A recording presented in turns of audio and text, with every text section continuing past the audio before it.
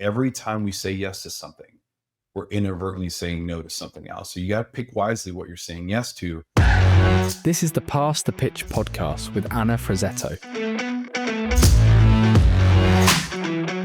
Each episode, we sit down with bold thinkers and industry trailblazers to uncover the strategies, stories, and sparks of inspiration that drive growth and transformation.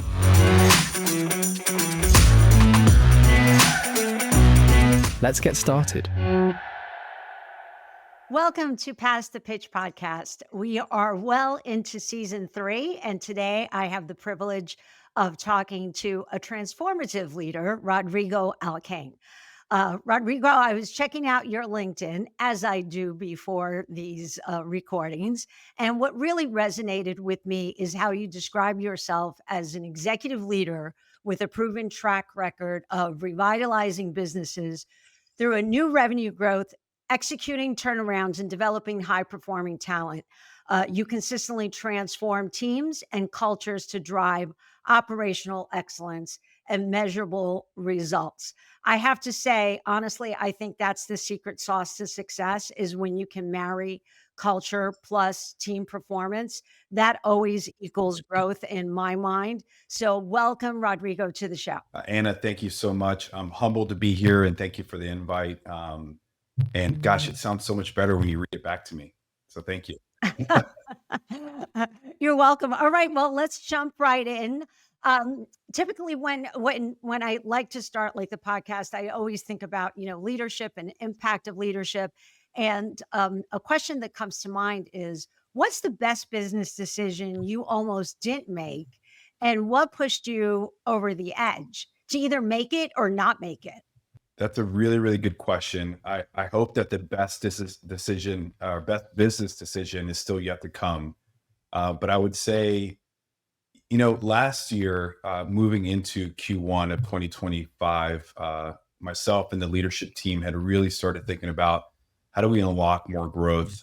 Focus always came to mind for us as it relates to our teams, the geographies that we serve, the products that we sell. And so we were anchored in this word focus. And one of the things that we continue to talk about is on our professional team was splitting our temp and direct hire teams. Historically, they've been combined. And when I look back, it's like, man, we really had asked that team to carry heavy lift in 2024. And I was like, hey, can you continue to grow your temp business and not let your direct hire falter at the same time in a market where direct hire was just really, really tough? And that was a tall order. And so as we were moving out of 2024 and we're transforming the business and reorganizing our front office, that one was tough for me and for our leaders. We're like, gosh, do we really do that? Do we do it now? Really out of fear of just change. And, do we leave business on the table? What's the implication? What's going to happen? So we almost didn't do it. And I'm really, really glad that we did. And we stuck to our kind of ethos around focus. And so we separated the teams and early indications right now, it's still early, right? We're in Q1 of 2025. But both our temp side is beating prior year. Our direct hire, we're hitting budget for the first time in quite frankly, over 12 months. So indications are showing that it was the right move and it was the right business decision for us to make. It was funny. I was reading, I think it was James Clear, Anna, that said there's kind of 3 overarching decisions that we get to make. And one is like a hat, one is a haircut, and one is a tattoo. And that's kind of how I started thinking about a lot of decisions that we're making. Hat, really easy, you can change it out if you don't like it, a really small risk. The other one being a haircut. If you get a really bad haircut, you kind of got to live with it for a little while before your hair starts to grow out. And the last one is a tattoo, right? Which is a lot more permanent, kind of hard to undo. And so we've really been kind of framing up our decisions and our bias to action around those 3 and how fast we can make decisions.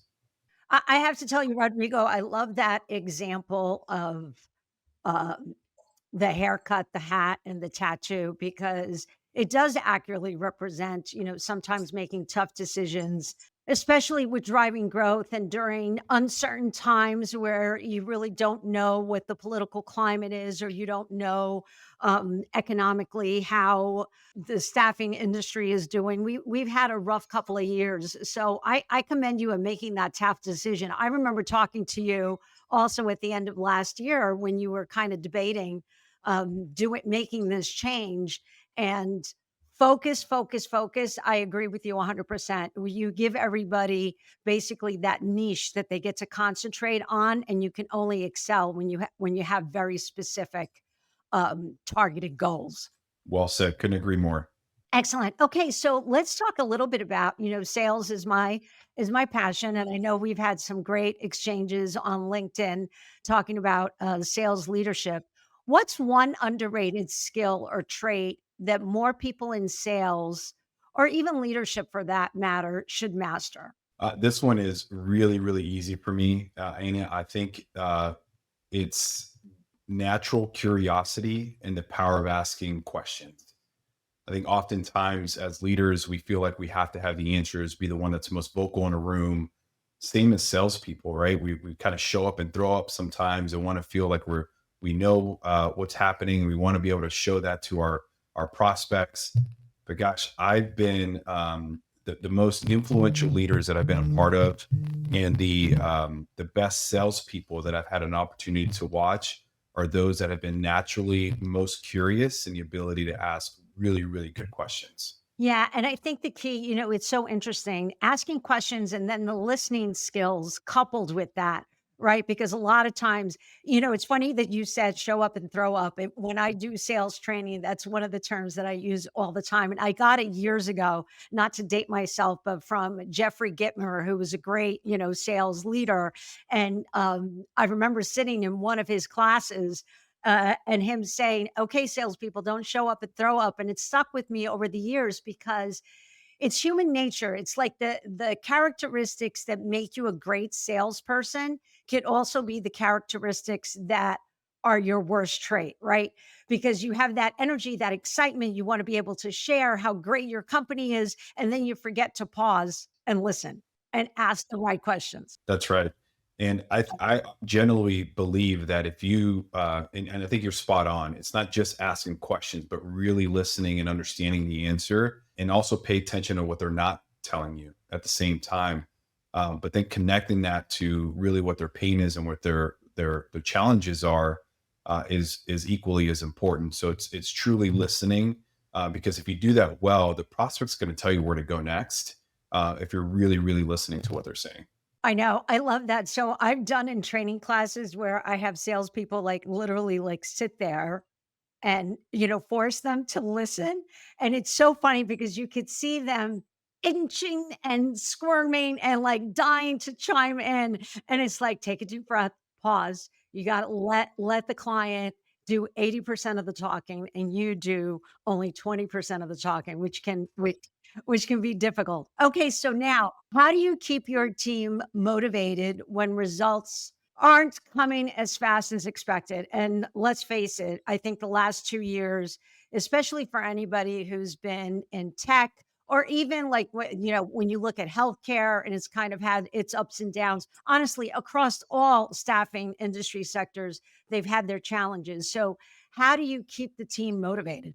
Well, first, do results ever come as fast as we want them to? And because I think that's just a challenge in general. And I agree, the last couple of years it's just been tough, and I think a lot of it comes down to just reframing, right? So when I think about success and are we winning, by and large, I look at it from three different aspects. From an industry perspective and business perspective, one, are we beating budget? Two, are we beating prior year? And then three, are we beating market? Right. So those are kind of the three different barometers that I tend to use. But I think the way I'll answer this question is because I believe that motivation largely is intrinsic, right? And as leaders, we can inspire, we can drive action, we can create environments where people could be their best, even when times are tough. And so first and foremost, I think it's really largely intrinsic. So with that in mind, is understanding and how do you tap into that with either an individual or as a team, to connecting why is it that they're doing what they're doing, both personally, professionally, and also how does that tie to the overarching goals as an organization? And to me, it comes down to really three different things, and it's clarity, consistency, and then lastly, connection, which I think is really important.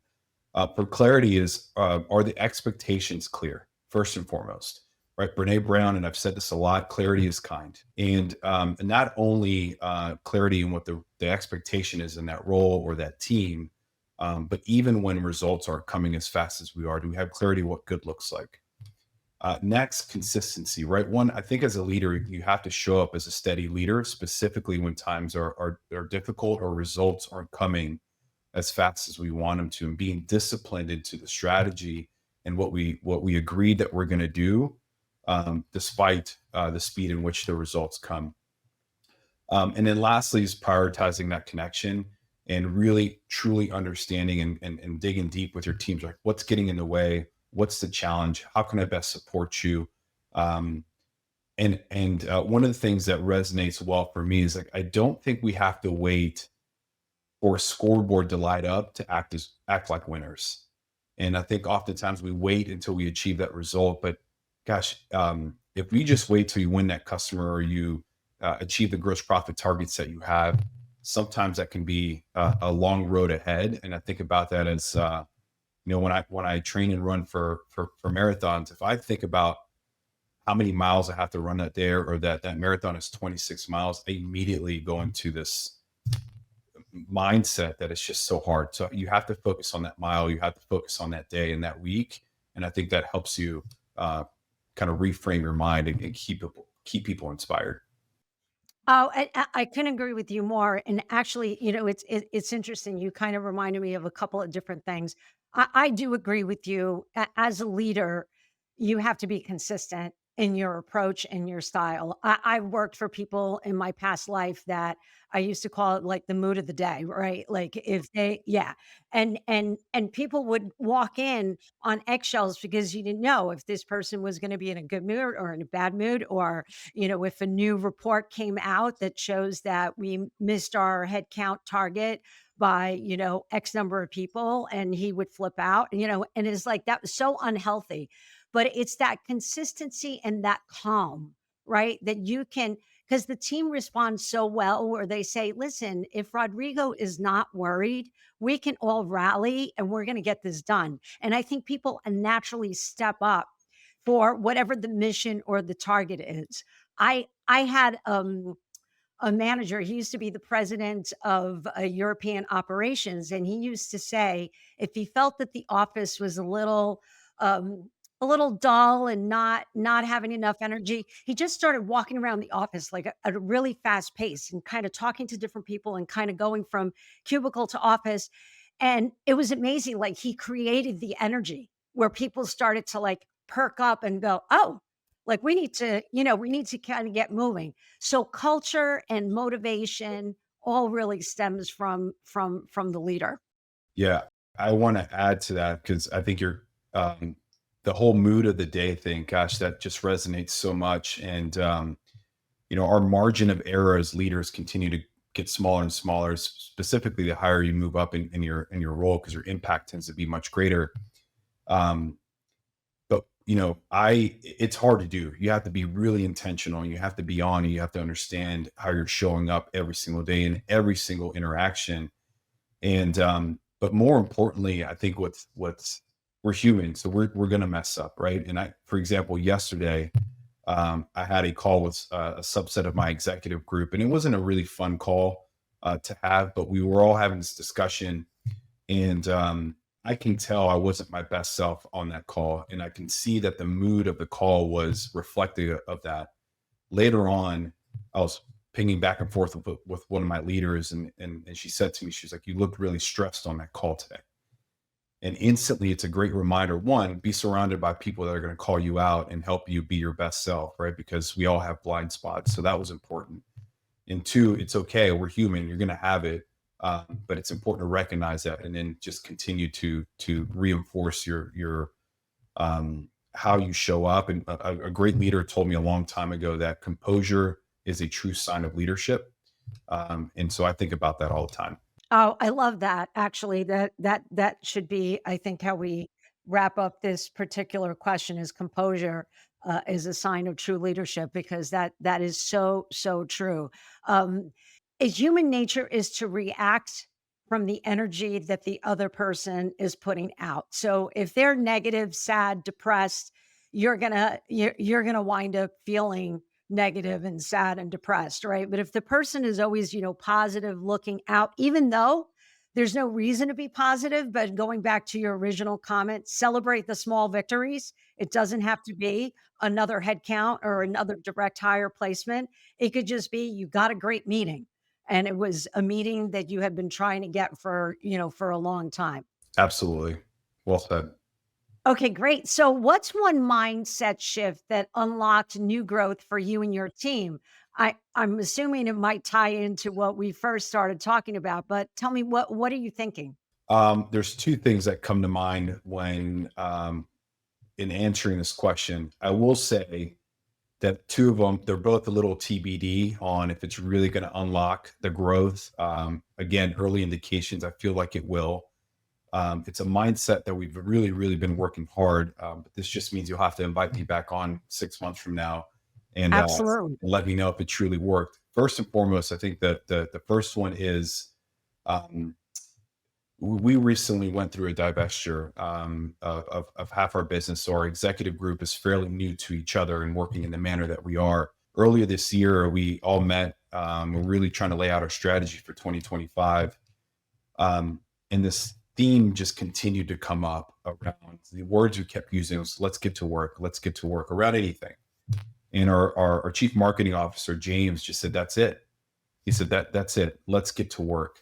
And when we started thinking about that, it really became kind of this call to action around how we show up as leaders, what we do every single day, the impact that we have on our stakeholders. If we just have that mindset around being biased to action and just let's get to work, everything kind of solves itself. And it's not just internally. We think about it in our customers, right? Our clients are saying, hey, we need help. We want to achieve these goals and we have these gaps. Great, let's get to work. We've got talent that's looking for a new career or want to step into something else. We want to upskill and reskill. Great, let's get to work. We got you. Our teams internally, same things. Like we've got goals we want to achieve both professionally and personally. We have very ambitious goals as an organization this year. Great, let's get to work. And that phrase has just really resonated. And it's just been cool to kind of hear it. We see it on email signatures and our Ring Central chats. It's just been really fun to see, and I think that's going to really drive this behavior forward. So that one's TBD, but again, all indications are good. The second one I do want to share, and again, this just happened last week, by the way, and I've been fortunate enough to be working with an executive coach. And he said a couple words to me that really stopped me in my track, and I shared it with my executive group. And he asked me a simple question about if we've done something or haven't done something. And my natural response was, well, we just never have done that, which I know sounds familiar to many people. We all get caught in the trap. And he before I can finish, he stopped me and said, until now. And those three words just literally stopped. And I'm like, gosh, anytime we start thinking about we can't do that, it's too difficult. I've never done that before. As an organization, we've never done this before. And you insert until now, I was like, we can stop the executive coaching right now because that just kind of reframed everything for me.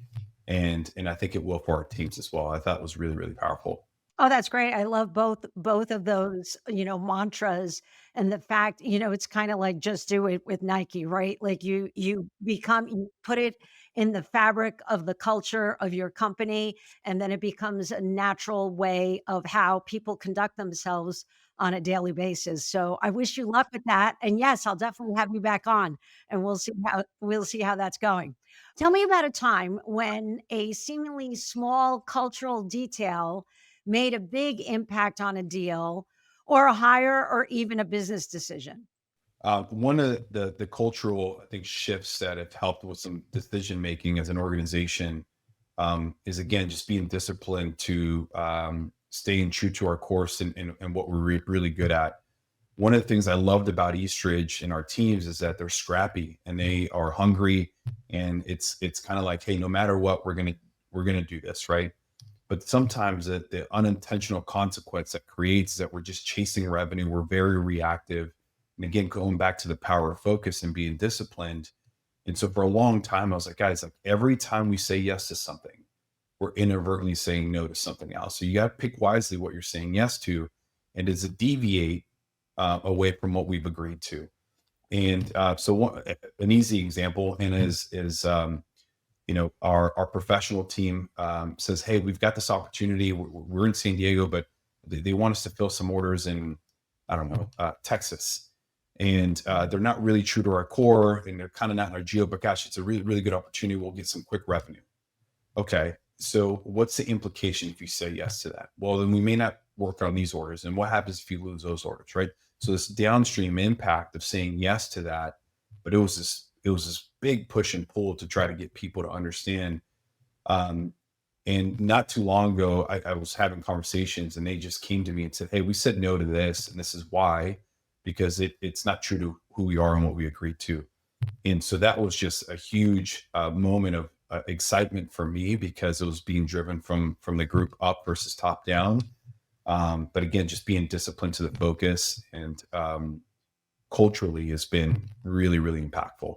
Yeah, and Rodrigo, my goodness, you bring up such a great point.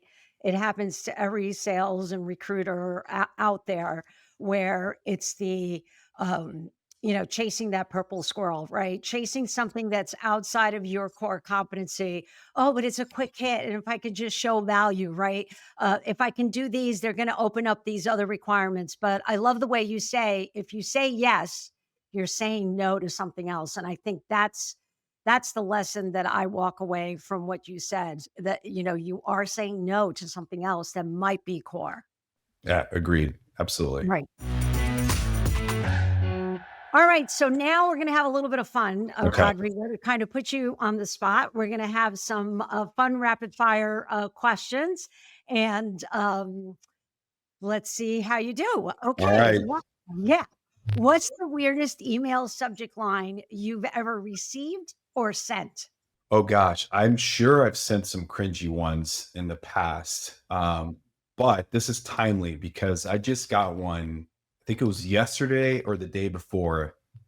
And the subject line literally said, my CEO mentioned you by name 3 times during lunch. Or excuse me, my COO. And it was someone trying to solicit business, trying to sell me something and grab my attention. And I was like, well, one, that's weird that anyone's saying my name that many times during our lunch. And so that was a bit concerning.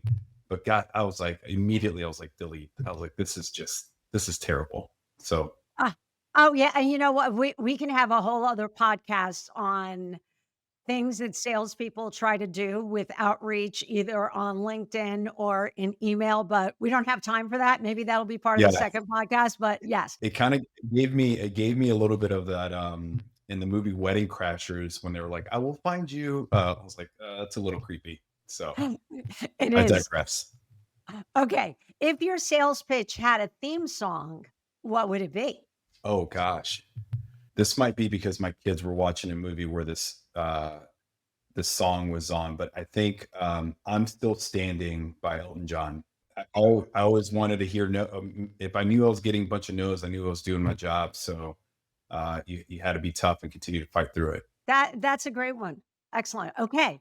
If you had to give yourself a completely ridiculous job title based on what you actually do all day, what would it be? Oh gosh, just one. I feel like it shifts throughout the day. Lately, I feel like I could be a chief economist, therapist, comedian. I mean, you insert uh, anything in there. I don't know. I feel like I'm like an executive juggler of growth, margin, and morale all at the same time. Is probably what comes to mind. Right. Chief juggler. I love that. I Go. think that could work. I see a t-shirt coming up. Yeah, chief juggler. That's good. Yeah. If you had to describe your career as a type of food, what would it be and why?